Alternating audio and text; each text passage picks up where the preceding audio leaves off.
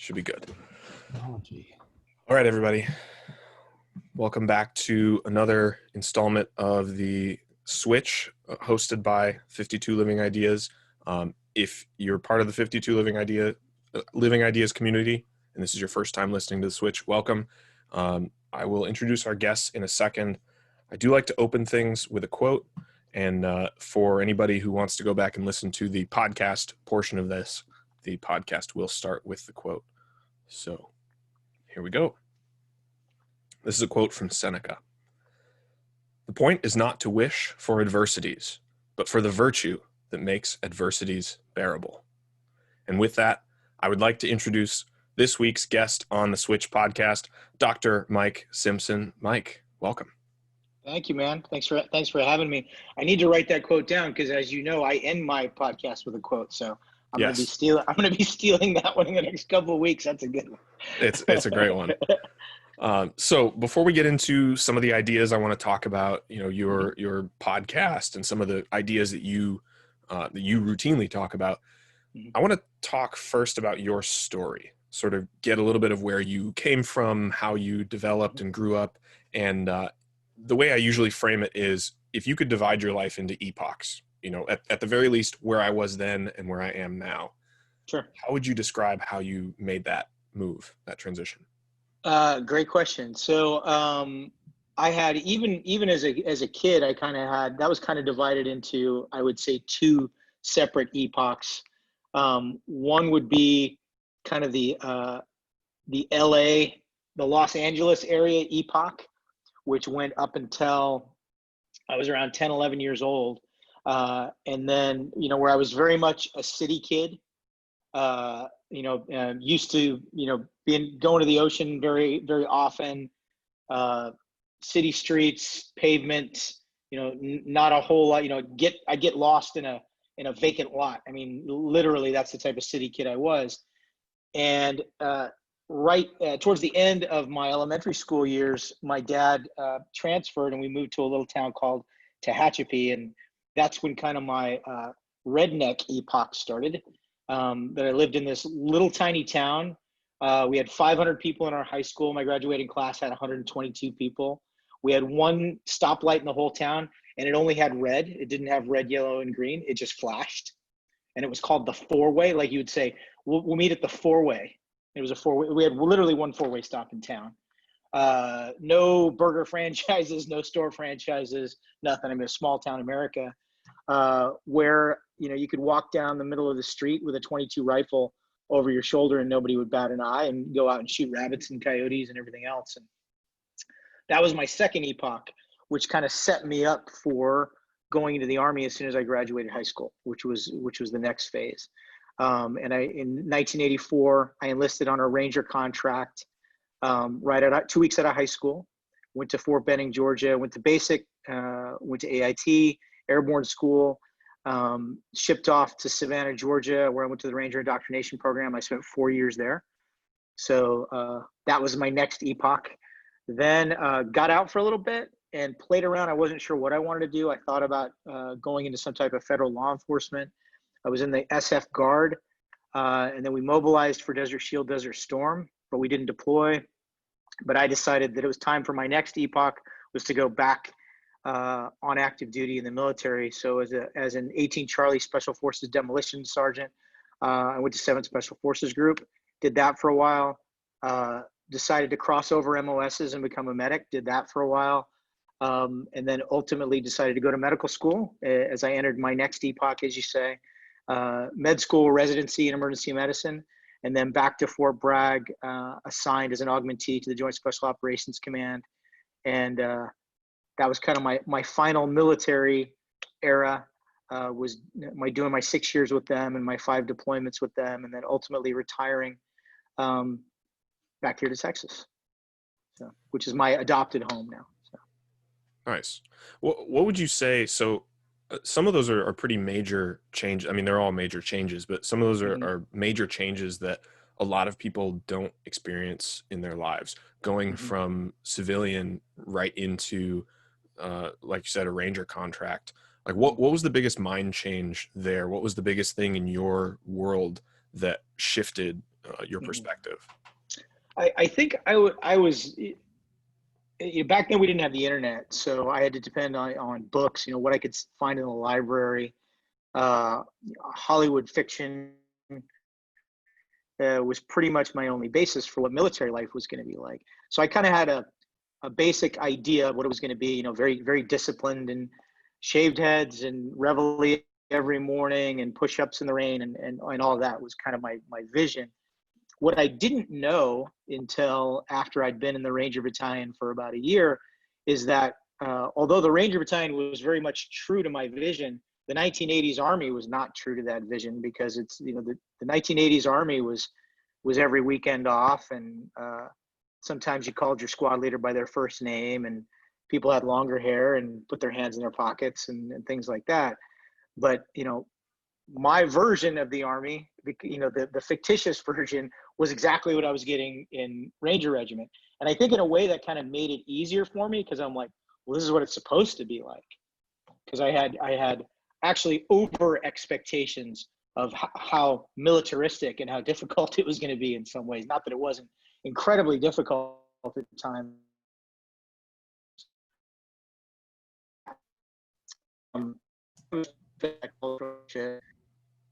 I think we lost you for a second there. Oh, how about now? I can hear you, but your video's catching up. Okay. How about now? Am I back? Okay. Back. Go ahead. Okay. Sorry about that, guy. No problem. I was saying, I think I was probably a little less prepared actually for when I got out after 4 years, and nobody in the civilian world cared what I had been doing for the previous 4 years. That meant absolutely nothing. And to basically everybody that I encountered, nobody had kind of the same mindset that I did about being on time and being part of a team. And so that was a little bit of a culture shock, which ultimately, as I said, kind of led to me wanting to go back in. Because I basically discovered that everything that they told you about the civilian world was true. Everybody needs a haircut. Everybody's out of uniform. Nobody's in charge. So I wanted to go back. So I did, which is ironic because I actually, even in Ranger Regiment and in group, I was kind of an military guy at times, but I guess I was never really willing to make that full commitment to going full on civilian, which is why I won't say that I didn't fit in. I wasn't motivated on a day-to-day basis. Well, yeah. Well, can you expand on that? What do you mean you weren't a military guy? I was always one. I always have been one to question. Well, why are we doing that? And there's got to be a why to that. Just for the sake of, well, it's always been done this way, was never good enough for me.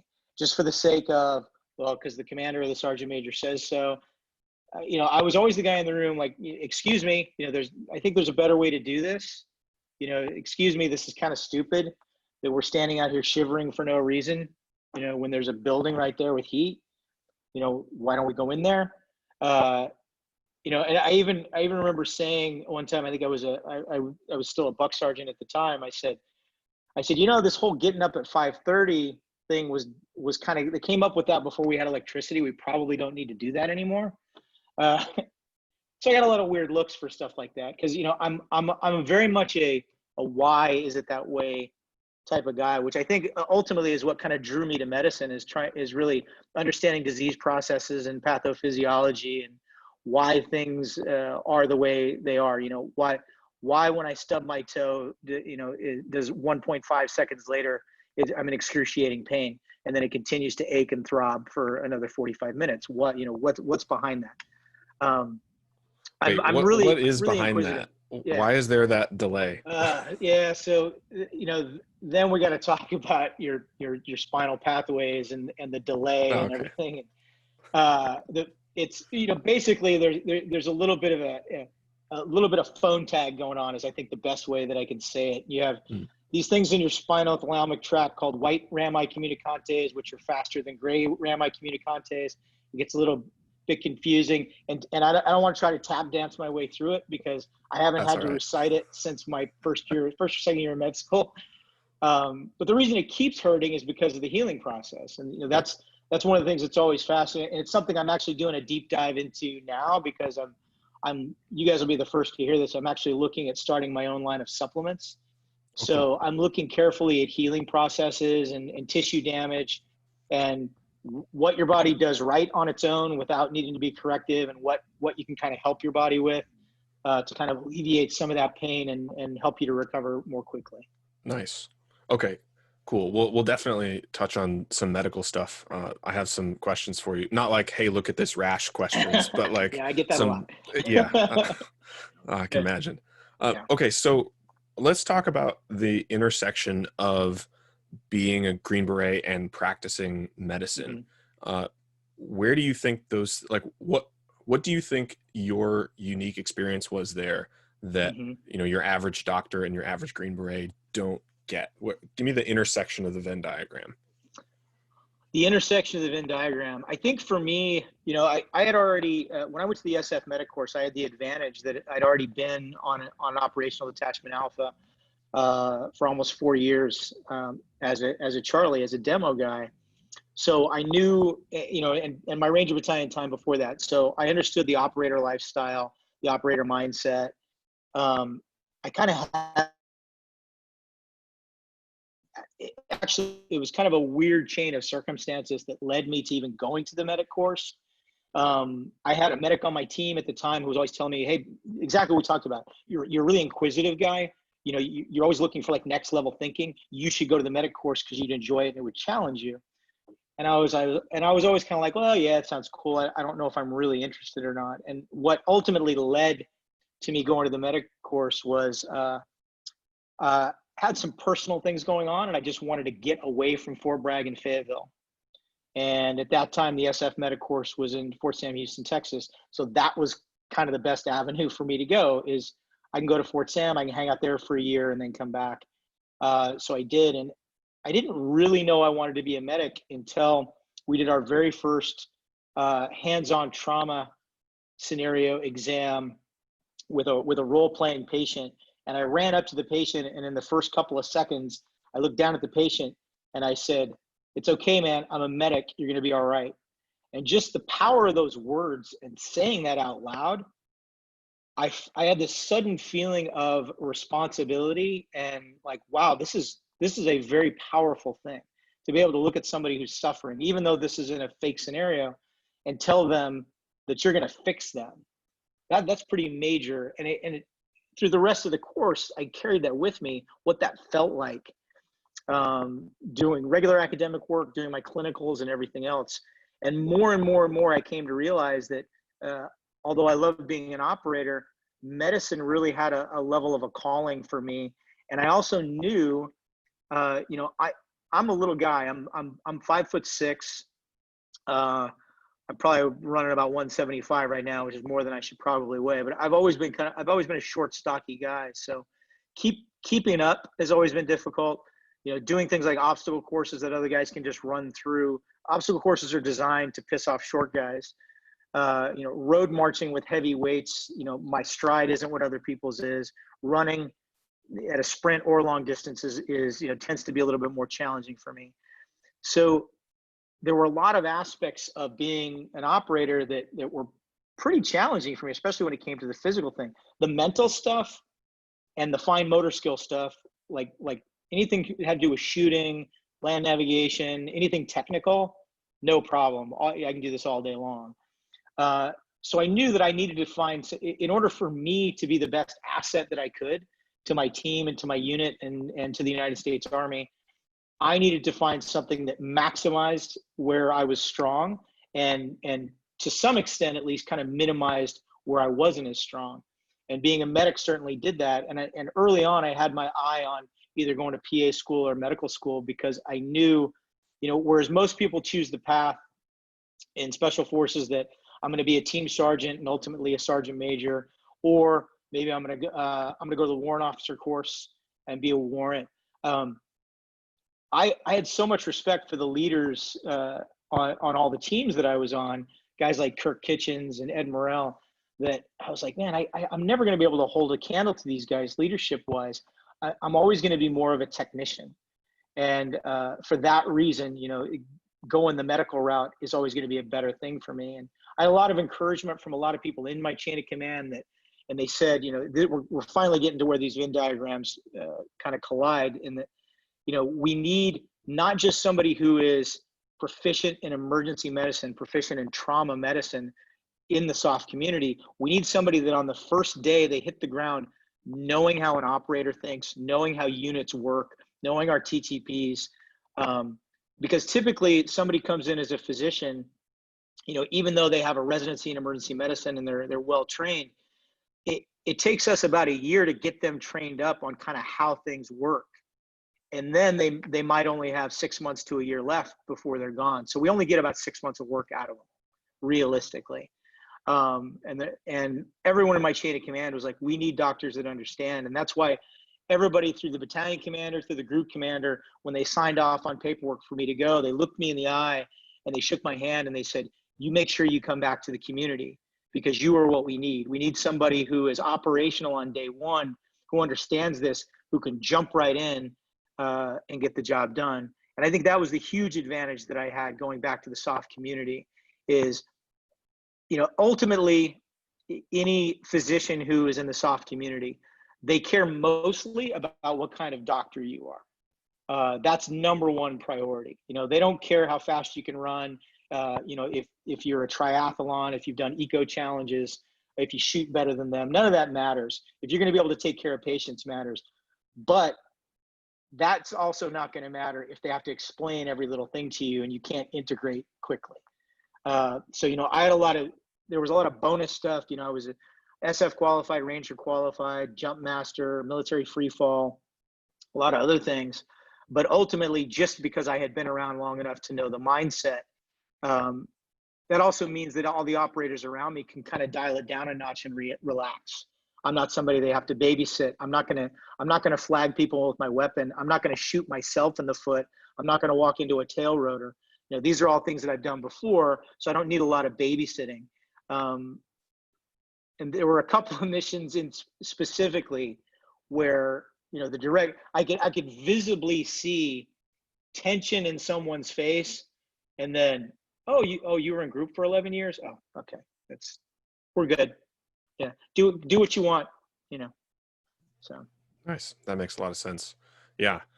So in the SOF community, as a medical professional, is your focus primarily trauma, or I guess, is your focus primarily reactive, or are you doing a lot of proactive things as well? Like, are you taking in information about the health status of people on your team? Are you optimizing people's nutrition and things like that? Like, is that a part of that world as well?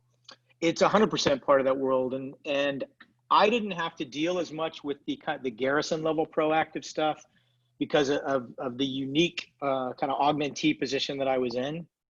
I basically got to work at a hospital, be a regular emergency medicine physician for most of any given month. And then about, I think if you averaged it out, about a week out of every month, I would be going to ranges, jumping out of airplanes, going out, flying around in helicopters at night, doing simulated scenarios and things of that nature.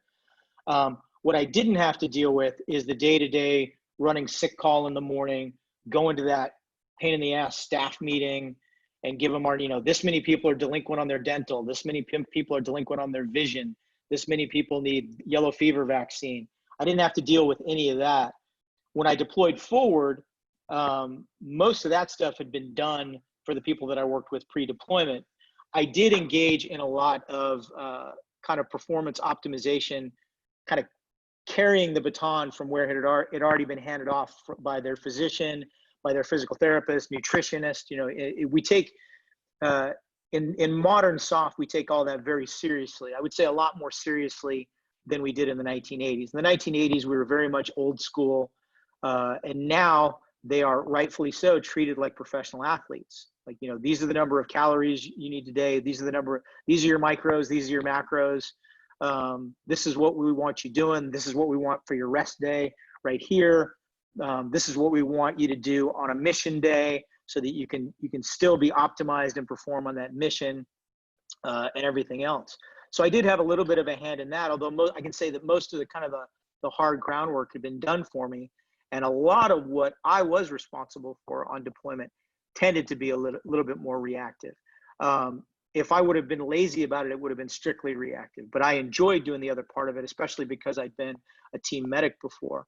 So I liked that aspect of it. I liked going to the gym with the guys and seeing what they were doing, seeing what kind of workout plan that they had, planning a range day with them. I liked giving classes when we had nights that we couldn't go out because of weather or whatever the intel happened to be, giving them a class, whether it was at the basic level or for the advanced medics. I enjoyed all that. So I like the full spectrum. I like the deployment aspect of the operational physician job. I never wanted to do the garrison aspect of the operational physician job. And I was blessed in the fact that I did not have to. Awesome. Nice. Awesome. Okay. So let's talk about after, or I guess post-retirement. So I first heard about you before your podcast was called Mind of the Warrior. There was the Sheepdog Project. The Sheepdog Project, yeah. That's how I discovered you. So what did you do post-retirement, and how did you end up involved with, Sheepdog and some of the other things there? The story actually starts 2 months prior to retirement. So what most people don't know, a lot of people know me, as you said, from my relationship to Sheepdog Response and the Sheepdog Project, and or what I did on the History Channel with Hunting Hitler with Tim. Where that starts, actually, in my last year on active duty, I actually branched out quite a bit in doing fight medicine as a combat sports physician. So I was working a lot of ringside, cage side stuff, getting to know the fighters. I kind of became the unofficial fight physician for the fight team out of Fort Hood, of which Colton Smith was the NCOIC at the time. Colton Smith, who won the Ultimate Fighter. Through Colton and through some other people, Tim Kennedy and I ended up having a lot of mutual acquaintances, but not really knowing each other. And then where I finally ended up meeting Tim face to face was he cornered one of Colton's fights, and I happened to be the ringside physician.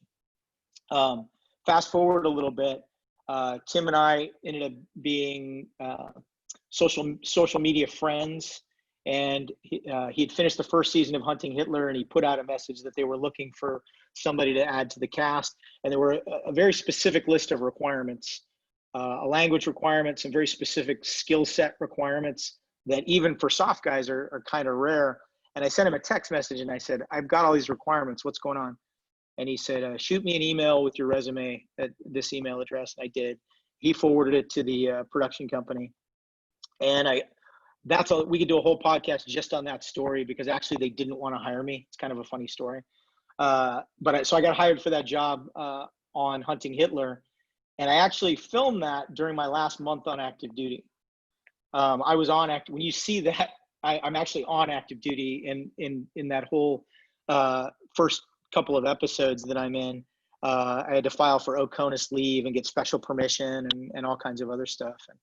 But that led to ultimately to the really strong friendship that I had with Tim that led me to working for the company Sheepdog Response, which I'm sure most of your viewers are familiar with, is basically the company that's all about personal responsibility, training yourself to be prepared to protect yourself, protect your family, your loved ones at any time, whether armed, unarmed, whatever it might be, working with civilians, law enforcement, first responders, all over the country. And what was your role there, and how does that lead to the podcast? Yeah, so I was medical training director, and I had actually started the podcast prior to that. I was still on active duty when I started the podcast, and it was originally called Mind of the Warrior, which it is again now. And it was mostly about MMA. That's mostly what I talked about. I talked a little bit about my military experience.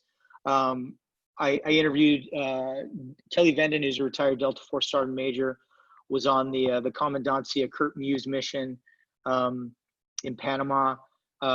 Interviewed a couple of different Navy SEALs. Interviewed a lot of fighters: Chael Sonnen, Tim, Colton, Anthony Burchak. And then I kind of put it on hold for a while because I was retiring. I was shooting a documentary. I was a little bit busy. And what ended up happening is Sheepdog was kind of looking for a way to get their message out. And they said, well, hey, what if, you already know how to do the whole podcast thing. And what if we just rebranded you and took it from there, which we did. And my listenership went from like 200 to 10,000 overnight. And I've kept most of that even since it's been back rebranded again as Mind of the Warrior. But Sheepdog, I love doing it. I love the episodes, especially that I did with Tim, were a lot of fun. The challenge to that though was it kind of put me in a little bit more narrow box, in that kind of every podcast had to be some type of personal improvement message. And after a while, you kind of run out of those and you're kind of retreading them. I kind of like just being able to flip on the microphone and say whatever the hell I feel like. There's a little bit more liberty in that. Yeah, I definitely understand that. When we started this podcast, just as a side story, some of our listeners have probably heard this before, but we called it The Switch, and we really do focus on ideas and experiences that change our minds. Like, that really is the ethos of the podcast. Mm-hmm. But on some level, that's also an excuse to talk about anything you want. Yeah. Because like, if you find Brilliant. something interesting to talk about, of course, it's something that could change your mind anyway. Yeah. So that's brilliant. So what is the ethos of Mind of the Warrior now? What is it that I guess, how do you see the contribution that you're making to the space with your podcast? I think if I had to boil it down to kind of its basic nuts and bolts, it's kind of what makes me tick. But I'm not so egocentric to think that everybody, tens of thousands of people want to know what makes me as an individual tick. It's I would say it's a little bit more broad than that, and it's what makes somebody tick who has lived that lifestyle, who has those interests, who served 32 years in the military and under 5 different presidents, and seen a lot of the change in the U.S. military, seen our society from two or more different views, seen cultures all over the world, and kind of what I bring to the table in the way of perspective. And I always try to paint it that way. And even if I'm talking about an issue that might be politically charged, I try to say, this is why, I approach the Second Amendment this way because of my experience, coming to the table with this. I approach law enforcement this way, because these are the beliefs that I have based on my experience. And, a lot of the beliefs, I think the core values that I have are what my parents gave me, but my parents and I have vastly, vastly different views, especially when it comes to how the country should run, how society should work, and the government. I can tell you that my parents and I have never once voted for the same candidate in any election. But it's, I tell my mom all the time, I say, you're the one who gave me my core values, so I have to follow my heart. We both see the same destination. We just see vastly different routes to get there. And that's what I try to give to my listeners is, the route that I have to get there is shaped by the routes that I took walking through the mountains, and the routes that I took walking through the swamp, and the routes that I took, running from the MRAP onto the objective in Iraq, and from the helicopter onto the objective in Afghanistan. So it's all about perspective. And, if I can just kind of drop one thing every episode or every couple of episodes that people can take away as a reflection or maybe a microcosm of their own lives, then I feel like I've succeeded. Yeah. There's a quote from the description of your podcast that I wrote into my outline that I think embodies some of the principles that you're talking about. So it says, those with the courage and the will to achieve victory have always set themselves apart. Today, these warriors can be found not only on the modern battlefield, but also in the sports arena, in the boardroom, and in the classroom. So those with the courage and the will to achieve victory. In my mind, that's what I see you contributing. You didn't say it in exactly those words this time around, but I think those are the values that you're talking about, that you need to have courage and will to achieve victory. And that translates to anything that you might be trying to do in life. So what are some of the principles that you see, are important to talk about? Just Mhm. right off the bat, you recently did an episode on personal responsibility. Yeah, If you want to that's start there, you can. that's actually where I was going to start. And it's Yeah, kind of go ahead. it's kind of surprising even to me that it took me so long to do an episode that I called that, because really that's kind of the basis for everything else. Is that at the end of the day, at the beginning of the day, and at the end of the day, it's all about who you're seeing in the mirror. So there's I don't know if you guys are familiar with the Silva compass. Mm-mm. So yeah, so the Silva compass, in the Army we have the regular issue lensatic compass, right? But a lot of guys buy these Silva compasses, which you can get at REI, any camping store. The Silva compass has a really big mirror on the inside of it, and the running joke is, what's the mirror for? And the mirror is so when you go, man, who's that son of a bitch that got me lost? Oh, there he is. Mm. And ultimately, that's what life is like. Is wherever you are in your life, and you're like, who got me here? Look in the mirror. You got yourself here. And this was a point. So little story for you. So I had a brief period of time where I worked as a corrections officer when I got out of the Ranger Battalion, and before I went back in. And we used to tell, especially the younger inmates, say, and when they would complain about kind of their lot in life, the saying was, "Hey man, you should have stayed at the house." And they're like, "What, you mean I should have stayed at the house instead of going to jail? They came and arrested me." No, no, no. On the day or the night that you went out and did whatever it was that got you in here, you should have stayed home that day. You wouldn't be here. Because ultimately it's personal responsibility. And I hated that job, but I'm really glad I had that job, because I noticed the biggest commonality in people that are incarcerated is failure to take responsibility for why they're there, failure to take responsibility for their own bad decisions. It wasn't yet. Yeah, there was some. We definitely, you see the socioeconomic factors there, and you see some other factors there, but the common thread when you talk to them, and I made it a point to talk to pretty much everybody that was in there and get to know everybody that I interacted with. I didn't want any of them ever to just be, the number on their shirt, which this was Georgia back then. They didn't have to wear the number on the shirt anyway, but I didn't want them to be just a name, on a roster somewhere, or a bunk number. I wanted to know a little bit about, why they were there. My sentiment in that at the time was, if I get to know somebody, it's going to be a little bit harder for them to stick a knife in me, number one, and I'm going to know a little bit more about where their buttons are, and how likely they are to do or not do something in the heat of the moment. But I learned a lot about people during that time, and the common thread that I kept seeing was, this was always somebody else's fault. It was a cop's fault. It was a judge's fault. It was a parole officer's fault. It was an ex-girlfriend's fault. It was mom and dad's fault. It was never their fault. And this was in sharp contrast to what I had seen in my 4 years in the military, where if it goes wrong, it's your fault. If it goes well, it's your credit. And I was like, wow, that's the big difference that I'm seeing here, is there's just not personal accountability. And people freak out when I say that, and they say I'm wrong. They say, I'm oversimplifying it. That was my experience, and that was my take. And I can tell you that throughout my career in SOF, the guys who are the most successful are the guys who are all about personal responsibility and accountability. I knew a guy who had the base of his trigger finger severed in an accident, so his flexor tendons would never work in his trigger finger.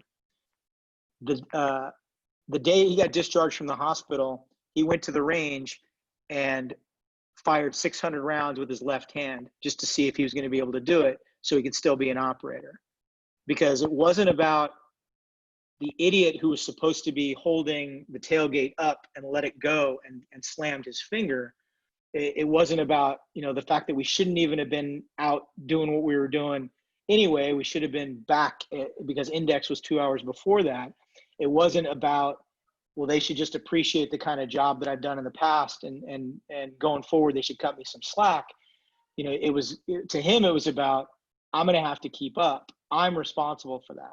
The guy in the mirror is responsible for that, nobody else. So I have to make lemonade out of lemons about this. And that struck a huge chord with me. And I've seen it in medicine too.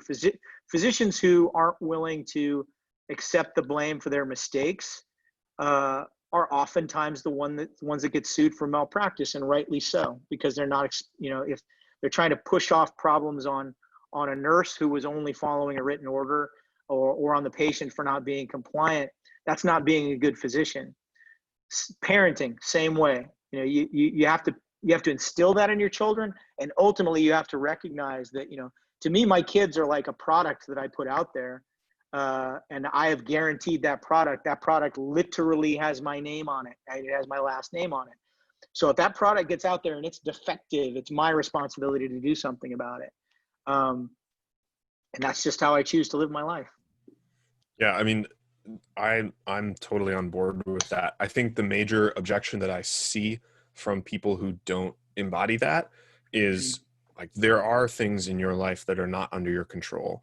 And sometimes those things include, pieces of your situation, or, whatever people will list that is outside of your control. But in my mind, that seems to be missing the point entirely. Like, of course, there are things that are outside of your control, but personal responsibility is about acknowledging the vast portion of things that are within your control and acting within that space. Because the stuff that's outside of your control, it's outside of your control anyway. Like, why? Other than acceptance, why bother? Yeah. I think if you hit on a great point. I think if you maximize doing the right thing and the things that you can control, then when you, and it's the same way we talk about this with self-defense too, right? That the day chooses you. So it's like, oh, well, how was I supposed to know there were two guys behind my car? Okay, well, on this particular night, okay, you can't take care of that, but what you can take care of is, were you training every day in the year up to that? Did you park in the most advantageous place under a light? Did you approach your vehicle from a better angle because you were situationally aware? So if you did all those things and those two guys, I saw those two guys from 50 feet away and they realized they weren't going to jump me and they ran off, right? It's because you maximized all the things that you can control. And it's the same with doing the right thing. And I can tell you from being an ER physician, I've never had anybody show up in the ER at 3 o'clock in the morning stabbed because they were in a bad part of town handing out Bibles and free soup. Okay. We have a saying in emergency medicine: the worst thing you can do is just be minding your own business somewhere, because everybody claims they were minding their own business. And then a roll of bills falls out of their pocket, when you're cutting their clothes off, and you're like, yeah, you were minding your own business at 3 o'clock in the morning in the worst part of town. And that guy said, I'm going to go stab somebody who's minding their own business, and chose to stab you. So, certainly we can all be a victim of circumstances. And I've had some terrible things happen in my life. Fortunately, nothing so bad that it's derailed me completely. But you can always stop and take corrective action too. And I had a good friend who worked with me at Sheepdog, and he didn't know I was going to be talking to him, so I'm not going to dime him out. But he made some mistakes in his younger days, and he ended up doing some time behind bars. And ultimately, he came out, had a clean record for so many years that the governor of his state ultimately issued him a retroactive pardon. And the guy's a black belt in Brazilian Jiu-Jitsu, family man, Christian, has a great life. He's a rock steady individual in his community, because he realized that. And, he kind of saw, he and I have had heart-to-heart talks about this, that he saw the same thing behind bars on that side of the bars that I saw on this side of the bars, which is, wow, nobody in here wants to take responsibility. Some of these guys are in here for their third time. It's this cycle. I'm not coming back here. I'm going to take personal responsibility. I'm going to fix my life. And at the end of the day too, man, you have to, this is something we say in Sheepdog all the time is, you are who you surround yourself with. So, it's not just enough for you to be responsible. And I tell people, if you're the friend that all the time is getting called to help everybody else, you're doing more than your fair share of the load, and I'm not saying cut sling load on people. You need to give them the benefit of the doubt. But if you've got a friend that takes and takes and takes and takes, that's not a friend, that's a dependent. So, you're not doing them any favors by enabling them. and ultimately they may end up dragging you down. You know, we've all got that friend that we kind of half expect that phone call in the middle of the night that you need to drive someplace that you wouldn't go even during the day and pick them up because they were playing cards and now there's this guy and my car won't start, and you're like, oh man, don't put me in this position. This ends in a bad place for both of us. And if any of my cousins are watching, they know exactly what I'm talking about, because most of them are the types to make those phone calls, and I'm not ashamed to say that, because now most of them have kind of squared themselves away. But yeah, man, personal responsibility and surround yourself with people with the same mindset. Just to kind of stick on that point for a sec, how do you think you develop that if that's not something that you have at the moment? And how do you assess where the boundaries of what you have control over are and what they aren't? Yeah. You know, Jordan Peterson, I think, you know, and I haven't read his book. I understand it's great. I haven't read it. But I know one of the things that he talks about in interviews quite a bit is he says, make your bed every day. You know, start with the things that you control. Make your bed, pick your shoes and socks up. You know, it's, you know, establish order out of chaos. And the other things will kind of follow with that. You know, so look at what can you control. Can I choose to drink water and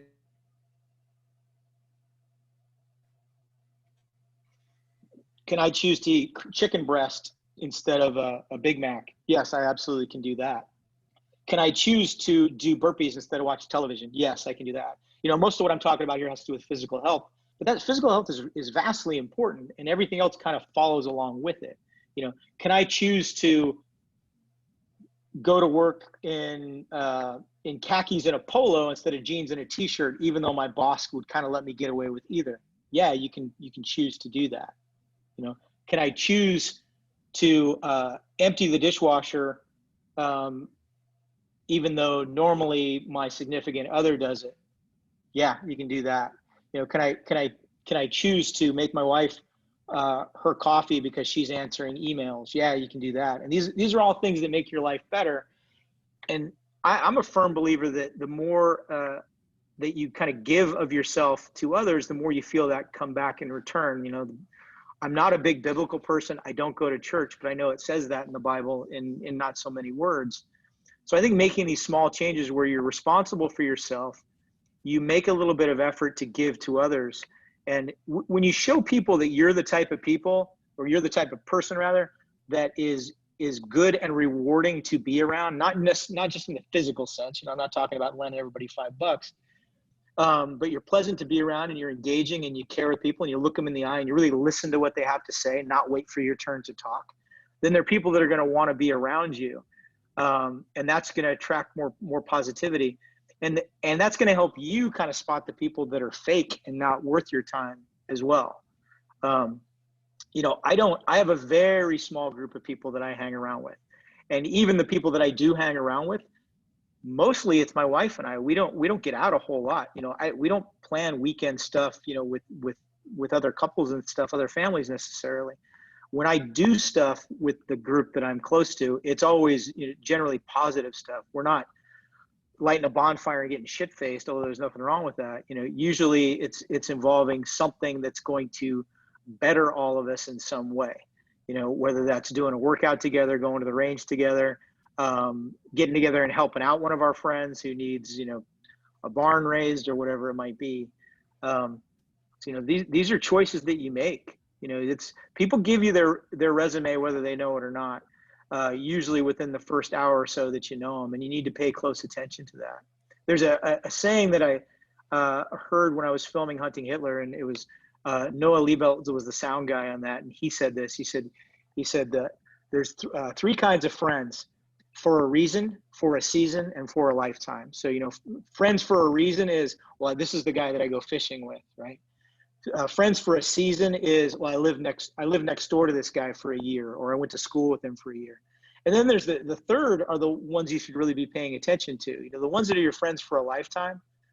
You don't owe each other anything. You're not in it for all ulterior motives for any reason. And those are the friends that really count. those are the friends that are going to be there when you need a kidney, or when you're on your deathbed, or when your house burned down. Those are the friends that you're going to turn to. Yeah. We've talked about that as, oh, sorry, go ahead, Alex. Would you say all your friends are why people who ask why?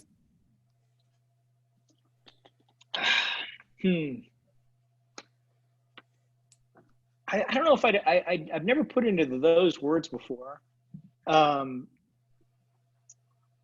Yeah, not necessarily. I kind of think a lot of my friends is they're more like, why not people? When others look and say why, I say, Tim Kennedy is a classic why not person. He doesn't look and say why, he says why not. It's and a lot of my friends tend to be that way. I'm being very positive on this. I'm actually probably the most negative of my friends. Those who used to follow me on Twitter knew how extremely negative I could be, which is why I got off of Twitter. But that's just kind of part of who I am. I like the pointed, poisonous jab. I get some perverse pleasure out of that, and I'm not proud of that. But I'm open about it. That is who I am. I'm the same person who talks about bettering yourself, and then I'm that guy who will call somebody a window licker and make them look stupid. Yes, I've done that. It's, again, I'm not proud of it, but I'm honest about it, and all my friends know that. Yeah. I think you froze for a second. Okay, there we go. Yeah. Okay, so that's personal responsibility. What are some of the other, I guess, principles of that warrior mindset that we could cover? I'm sure that there are more than we can cover in a full podcast, or at least they're deeper than we can cover. But what's something else that comes to mind? I think challenging yourself and not being too comfortable. And I'm comfortable in my life, so I look for ways to challenge myself, and I think it keeps you sharp. Everybody has ego. I have ego, so I like to do things that kind of take that rug out from under me. Brazilian Jiu-Jitsu being, the one that I talk about the most. And, I openly tell people I'm probably the worst purple belt on the planet, and I'm okay with that. It's because I like going in there, and if I've got a little bit of ego from a previous class or a previous role, there's always some headhunter blue belt that's going to take that away from me. And I enjoy that, because I know especially when it comes to physical stuff, and even especially when it comes to self-defense, these guys that have way too much ego are the guys who are just kidding themselves, and the guys who ultimately go out there and just get creamed when it matters, when it's in the street. And ego is the enemy of improvement in a lot of ways. Confidence is good. Having some ego is good. Nobody wants you to be too timid, but deconstructing that ego every chance you get is a good idea, and challenging yourself. And I have a fitness coach that that programs me workouts, makes me do exercises that I absolutely hate, because that's what I need to do at age 54 to stay healthy and to continue to improve and build muscle and be better on the mats and better on the range, and better in my capacity as a SWAT physician and as a human being, because my plan is to live to age 102. So in order to do that, I have to keep doing things like this. And challenging yourself is important. And I used to say at the sheepdog classes, at the end of a class, I used to say, if I'm 100% sure at the hospital where I work that every other doctor in there, I can kick everybody's ass. That's not a big deal, right? They're doctors. They're not fighters. They're not operators. But if you say to yourself, I'm the toughest person among all of my friends, go find some tougher friends. Find friends that are going to challenge you. And I like hanging around with people that I know are faster than me, stronger than me, more technically proficient than I am, because it always gives me something to chase. Back when dog racing was still a thing, I don't think it is anymore. They used to have the rabbit that went out on the track because the dogs need something to chase. It wasn't a real rabbit; it was an electronic rabbit. But human beings are the same way. You need somebody to pace. You need that pace car to go after. and you need goals. And, if you're going out there, at the end of the day, you only compete with yourself. And that's the only thing that I go away. If I go home and I did worse than the previous me from a week ago, whether that's shooting, fighting, fitness, whatever it might be, I have a really hard time with that. But if I go out and every single one of my friends submitted me, outshot me, and did heavier squats than I did, that's fine. Because as long as I'm improving, they're pacing me and they're bringing me up. And I think that's extremely important, is just continuing to find challenges. And historically, warriors have always been about challenges and always about finding different ways and getting out of their comfort zone. And I took a little flack recently on social media because I kind of made some tongue-in-cheek posts specifically about Bruce Lee and about what he'd be like as a fighter today.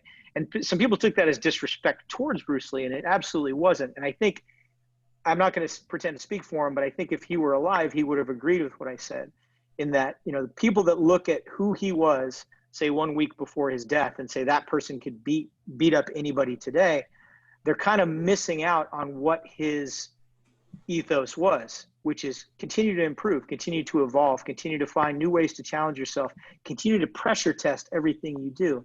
And that's not just in mixed martial arts and martial arts in general or fitness.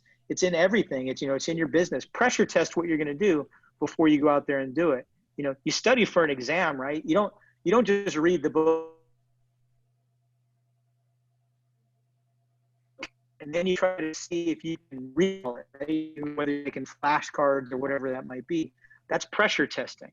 You need to pressure test everything you do in life, and it makes you. Did my connection freeze up again? It did. We're back now. You're good. Okay. It's pressure makes diamonds, right? So if you want to improve, you need to subject yourself to pressure. You need to put yourself to the challenge. Otherwise, if life is not a downhill. Maybe for some people it is, but sooner or later you're going to have to pedal for most people. So your choice is you can pedal a little bit every day and continue to put a little bit of effort in it, or you can wait till you come to a dead stop at the bottom of a hill and then try to pedal your way up. And good luck with that. And I think one of the important things that you bring up about like exercise, for an example, is it's an objective measurement. You can set objective measurements for pass and fail and progress. And yes. Something like with this podcast, for example, recording right now, how would we assess its successfulness? It's more theoretical, right? Mm-hmm. But with exercise and, like you said, shooting, you can really have a linear goal set up so you can kind of offload some of that mental energy and just have a plan set up, do it, accomplish it, refine it, do it again. Yeah, dude. So you put it so well, in that objectivity is a huge key to that in whatever it is you're doing. And, we all, and I've been guilty of this myself, people say things like, oh, my New Year's resolution is I'm going to get more exercise. What does that mean? Get more exercise, or I'm going to start exercising. Okay, well, you can do that in like 2 seconds and you've achieved your goal. But, if you say specific things like, well, I know that I can do 20 push-ups. I'm going to work my way up to 200 push-ups. Or I know I can squat 150 pounds. I'm going to get up to 275 pounds, whatever it might be. It's important to have those objective goals, because they basically tell you whether or not you've been wasting your time or not too, which, time is the one thing that none of us are going to be able to get more of. You can't, no matter how much money you have, you can't buy time. You can't borrow time from anybody else. So ultimately, how you spend your time is extremely valuable, because we only get one shot at this. I tell people all the time, life is an open book test, but it's also a timed test. So you've only got so much time to do it. Yeah, and I think adding on to that, you can, if you create a plan, an exercise or something that you see creates this progress, you can apply those techniques to less objective things. I'm going to use the same strategy, and I'm going to be able to trust in that, and be able to. It might be a more long-term assessment of success or fail, 5 years down the line, but you're going to be able to use those techniques. And I really credit a lot of what, I would look back in and call successes for myself with that initial obsession and getting into weightlifting because it provided the only, I feel like, objective analysis of my life that I'd ever had. Really, and that's important because we lack a lot of objectivity, a lot of objective analysis in life. We talk about my generation and the generation before me. Likes to talk about the everyone gets a trophy generation. I know you guys have heard that time and time again, but it is. I think that's an oversimplification, but it is true to some extent that we have done away with a lot of the objectivity. And I understand where that philosophy comes from, but it can be a little bit dangerous because once you start to institute that objectivity in one part of your life, as you did, then you start to kind of translate that over into other areas of your life. You start to become a little bit more goal oriented. I never thought in those terms really until you said it, but something as small as that can be that catalyst, whether it's where I am on the leaderboard on my Peloton bike, whether it's weightlifting, whatever it might be. There's some interesting details on that generational shift in the Jonathan Haidt book, Coddling of the American Mind. I don't know if you're familiar with it, but it's absolutely worth reading. Some good insight into that exact shift that you're talking about. So just to cap that off, the other way that I would put that is definiteness of purpose. That's that particular phrasing comes from Napoleon Hill in Outwitting the Devil. Essentially talks about how if you want something out of life, you have to be willing to pay life's price for it. You have to understand your purpose in that sense, define it, and contextualize your entire life around it. The way that I've done that, I keep a notebook that every single day, I'm actually on vacation now, so it's slipped a little bit, but every single day I rewrite my goals, including the dates that I would like to have them done by. I write them in enough detail that it's very clear to me, what do I need to do today to make the incremental step toward that? And the other thing that does is it primes your psychology first thing in the morning to, as you go throughout the day, interacting with the world in various ways, everything is contextualized around, does this bring me closer to the things that I care about? Or is this a distraction? Is this moving me backward or is this moving me forward? Yeah. So I take away two really important things when you say that, and that's very, very well put. The first thing, when you talk about, is this a distraction or does it get me to my goal? What I think of when I hear that is, a friend of mine and I are actually working on a screenplay right now for a mini series.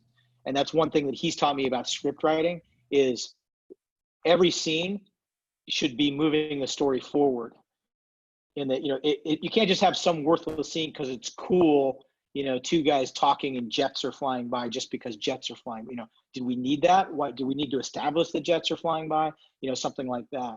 And it really does carry over to life. Exactly how you put it is, and so many people don't do that. They're kind of on the raft, just kind of moving down the river, not really looking at, does that add to what I'm doing? Or does that distract me, like you said, from what I'm doing? The other thing that I took away from what you said, I recently, my wife and I had a conversation, and I do not remember the gentleman's name. He's a neurobiologist who was on Rogan recently, and he was talking about specifically guys like Jocko, guys like David Goggins, who the way they perform, and it has to do with kind of the reward aspect of the way they approach things. In that it's all about kind of slicing things up, and if you think about it like on a run, like if you're going to run 26 miles and all you're thinking about is, man, this 26 miles is a long way, that's really hard. But if you're like, well, I'm going to run to the corner, and then I'm going to run to the next corner, and then I'm going to run to the next corner, and then I'm going to run to the next corner, that kind of makes it a little bit easier. And then you feel good about the important part is you feel good about yourself when you get to that corner, not, oh my God, I have 128 more corners to go. Just, hey, I did that corner. I feel good about that. And I did, my wife watched it, and then she talked to me about it and asked me for my perspective. And I said, I have always approached things that way. And I noticed that when I was in Special Forces selection, my goal every day when I woke up was I wasn't even looking at getting through the day. I was getting through, what are we doing this morning? Go out and check the chalkboard, be at this location in uniform with running shoes. Okay, you guys are doing a run, and it's somewhere between 5 and 8 miles. Go. Okay, well, I'm going to finish this run. And as soon as I finish the run, I kind of give myself a little pat on the back. Hey, I finished that. That's one less thing I have to do today. Then, you get cleaned up, you have a meal, you come back with your rucksack, you go do land nav or whatever it is that afternoon. Okay, that was another thing that I had done. So that day was behind me. The guys that were just constantly dwelling on, and I would hear them saying things like, I can't believe we're only on day 3. And it's like, I wasn't even thinking about what day we were on. I was thinking about what we're going to do this afternoon and just getting that done. And then feeling pretty good about the fact that I got to the land nav point and I handed in my scorecard, and I was only the 3rd guy to get there. So I must be doing pretty good, and smiling inwardly about that. And the guys who did that tended to not absorb all of that stress and do better. And I think that's really, really important. Setting those, I call it, fence posting, setting a little fence post for yourself and patting yourself on the back, because it's not just enough to have a goal. Because how do you eat an elephant? You eat an elephant one bite at a time, right? And some people, and I'm sure you're the type of guy that has elephant-sized goals, right? So, but you have to have those steps to get there, because if you don't have those steps, you're never going to get there. It's not only because you don't have a roadmap, but because psychologically, it's just going to prove too difficult. Yeah, absolutely. Awesome. Okay. I want to ask you about, and I don't even know necessarily if you are the right person to ask about this in a deep way. So if you feel like you're not, at the very least, you are definitely the right person to point me in the right direction. So okay. We talked a little bit about performance medicine and how, that world intersects with the operator world. What is the difference between performance optimization in terms of health and longevity optimization? And is there a difference there?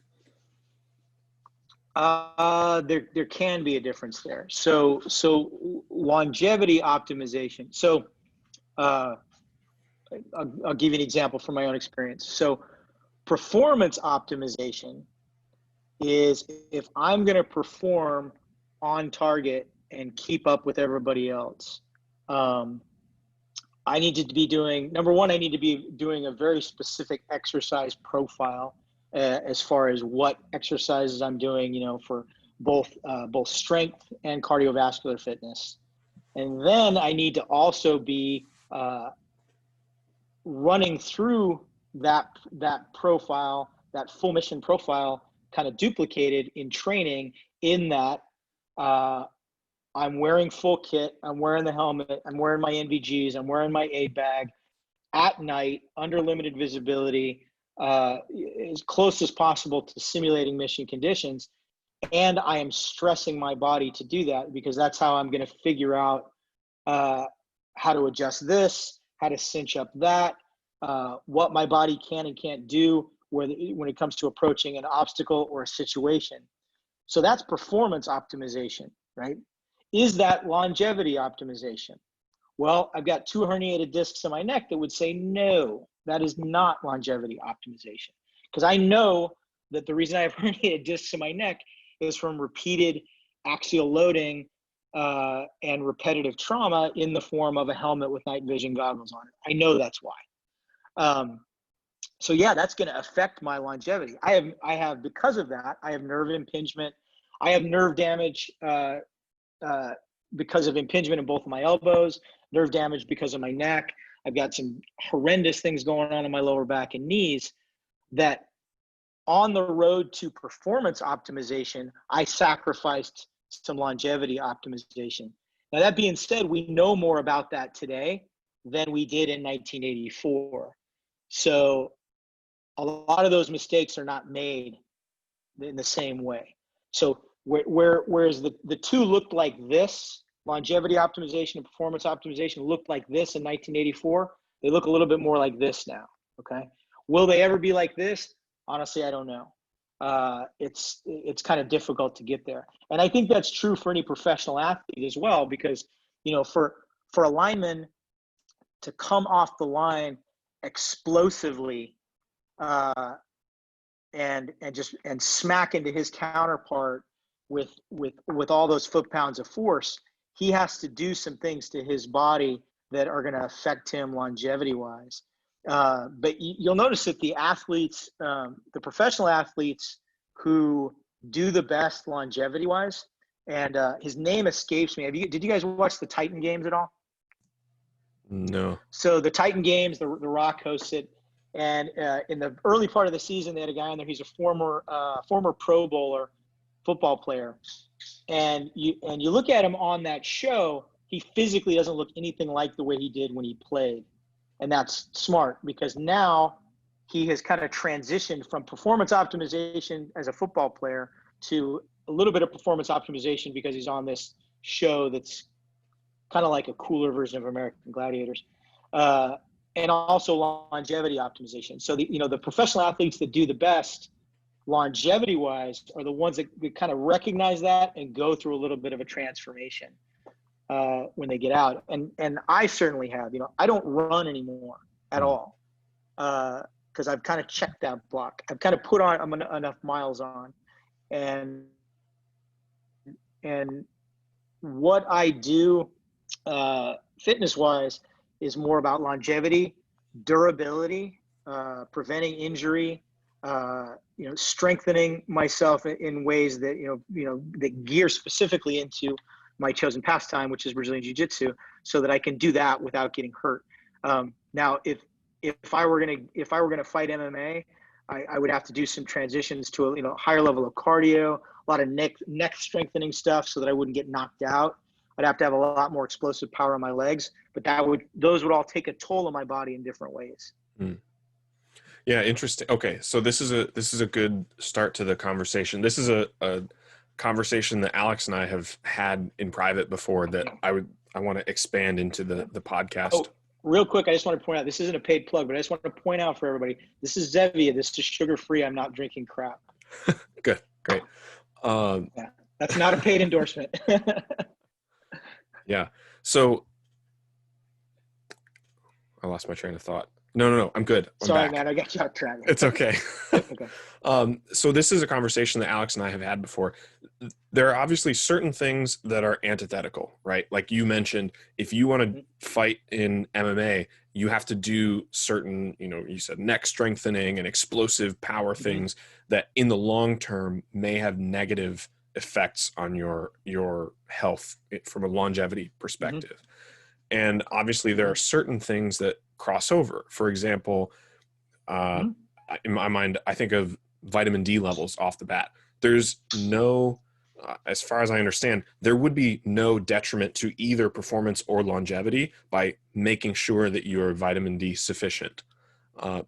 In your, I guess, medical practice with doing things like, fight medicine, and even in your market research for, upcoming supplement company, do you see some of those goals coming out in people? Like, are people specifically interested in those goals, and are people mindful of the fact that there are those trade-offs in certain areas?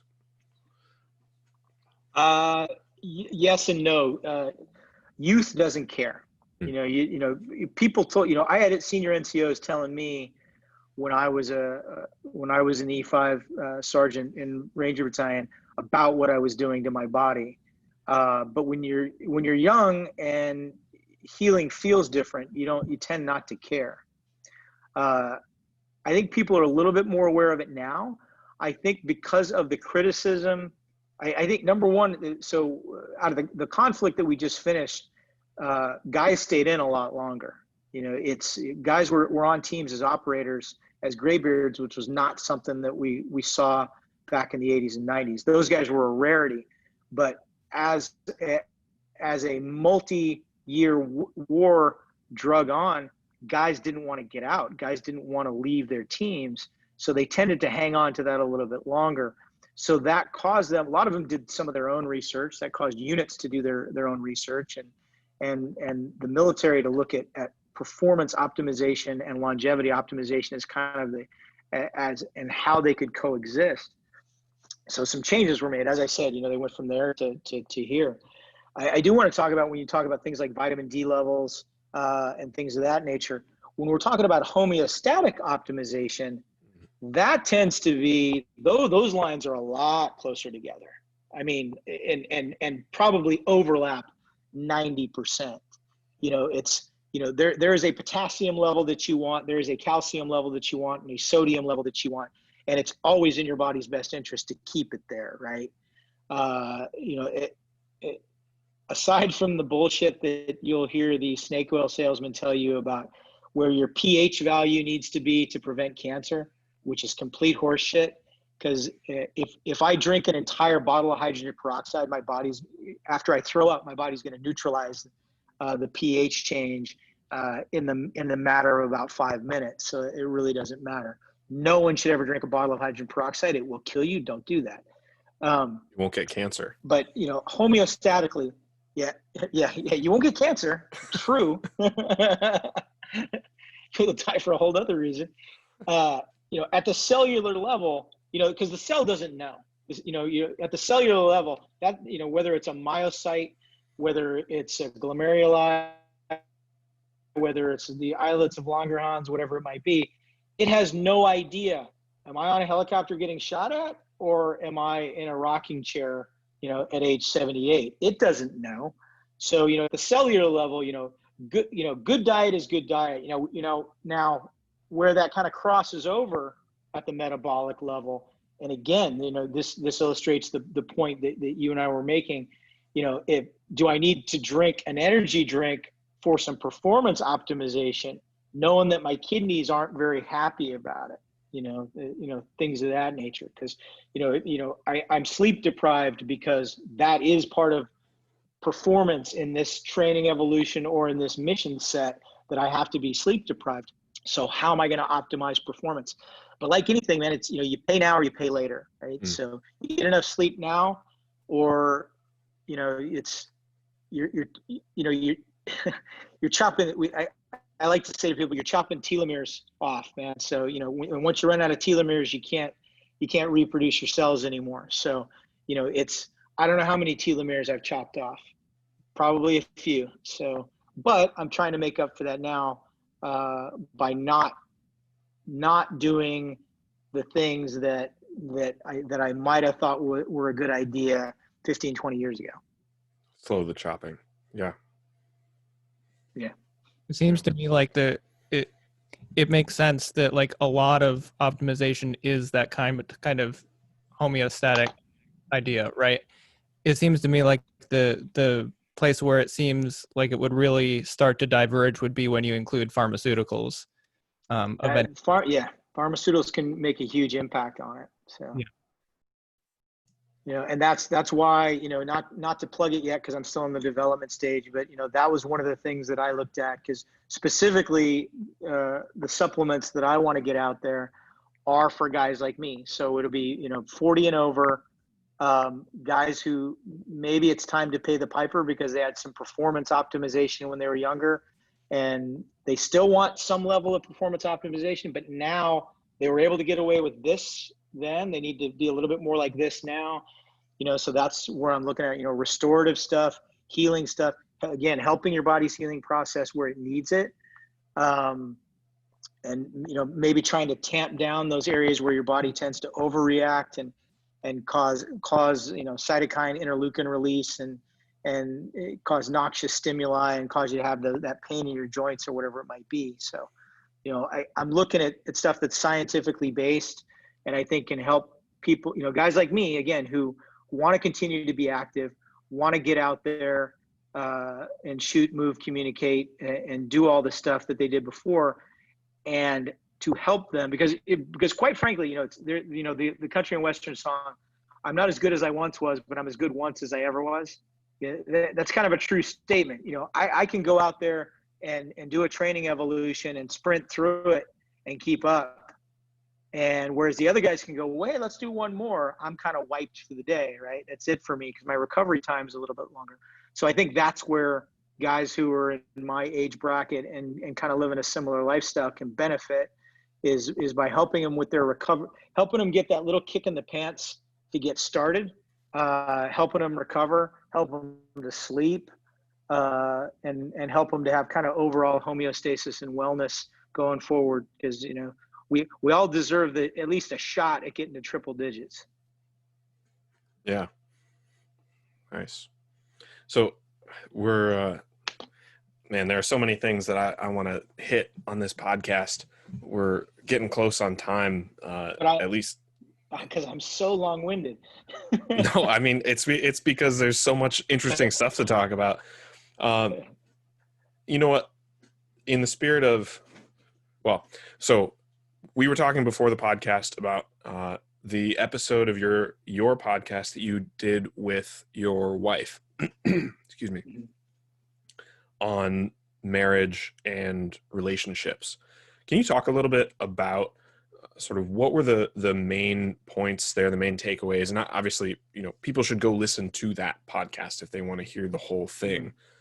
But that the reason that's interesting for me is it seems like a departure from what you would normally expect from this, you know, tough, manly, you know, mind of the warrior podcast. And we're talking about love and marriage, and you've got your wife on. Yeah. Talk about that podcast a little bit.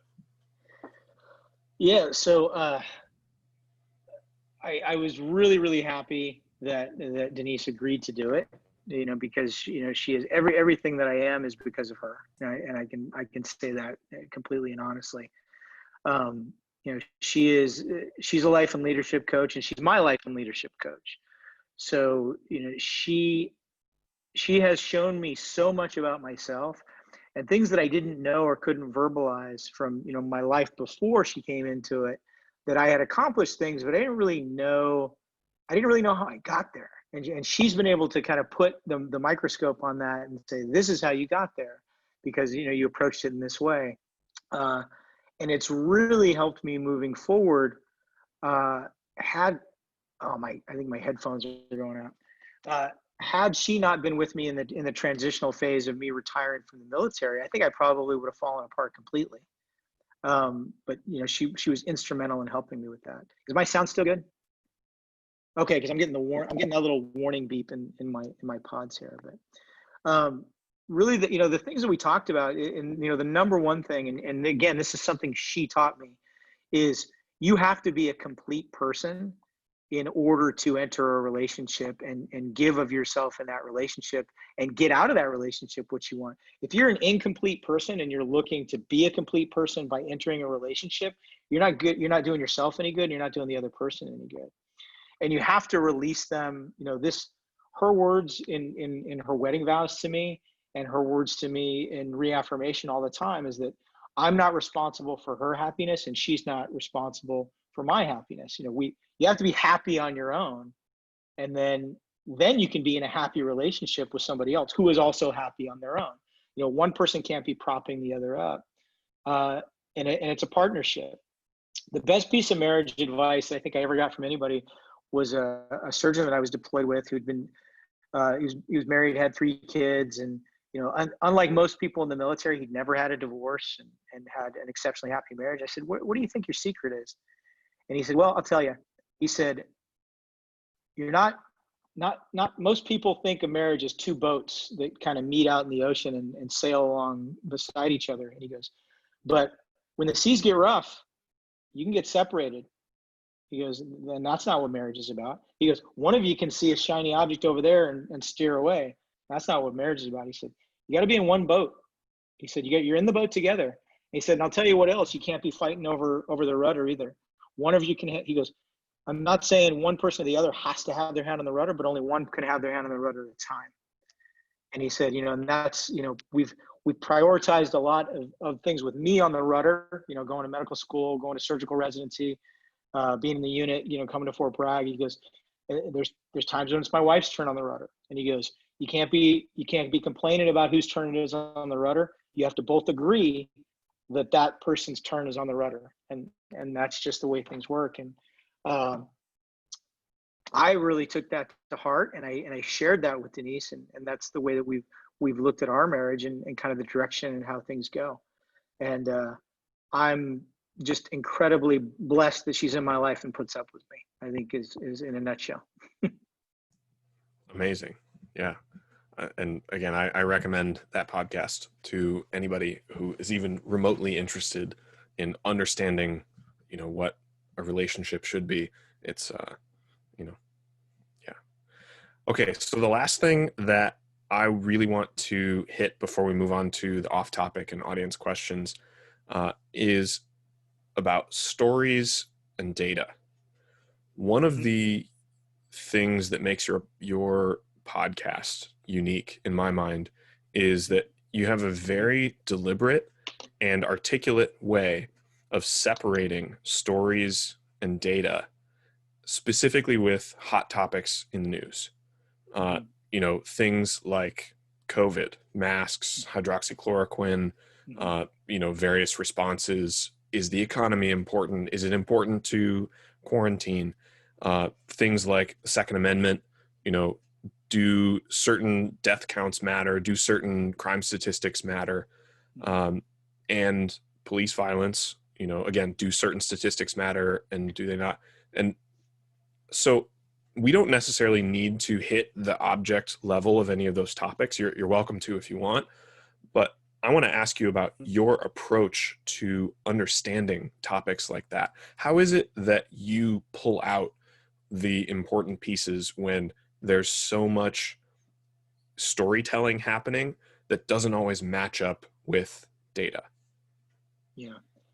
I think because I automatically assume whenever I hear anything from anybody, whenever I see an article pop up on my feed, I automatically assume that whoever put that together has an agenda.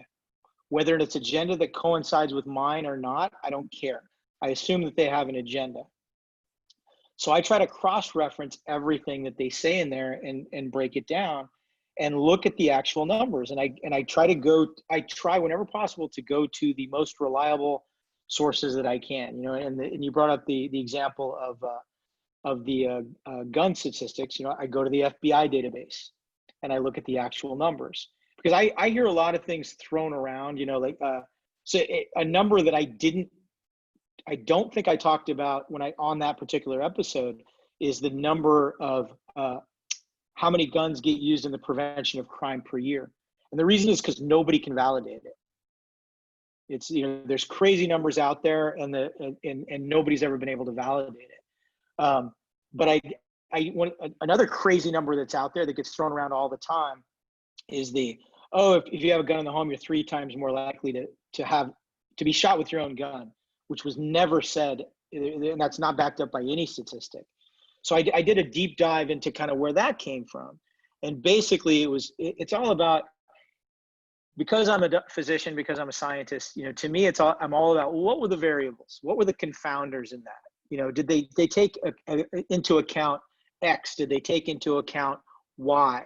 Because nothing is ever as simple as it seems. And unfortunately you can, and I've talked about this on my podcast, you can very easily lie with those statistics. I can make them mean anything that I want, because I can pick and choose how I'm going to report those statistics, whether I'm going to report them as a segment of the population, so COVID's a great example. So it's,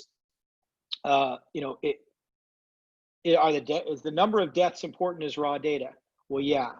Are the number of deaths looking at the entire population of the US important? Well, yeah. But it's a little bit more important is the deaths compared to the infectivity rate, right? Because the number infected and the number of dead, because then that's the actual percentage. That's your actual chance of dying if you get it. So that's important. And then another number nobody wants to look at, I would say nobody of a certain political spectrum wants to look at, is the hospitalizations number, which is really a much more important number than anyone gives it credit for, because it doesn't matter if all 327 million of us have it. And it doesn't matter if only 2 people are dead from it. If 50 million of us are in the hospital, that's more hospital beds than we have. That means the hospitals are completely tied up and people are dying of heart attacks and strokes out on the street. So that's an important number. And I kept trying to drive that home to people when people would go, well, the death rate is down to almost whatever. Death rate's the lowest it's ever been. Well, how many people are in the hospital right now? Well, I don't know. Well, that's what you need to be looking at.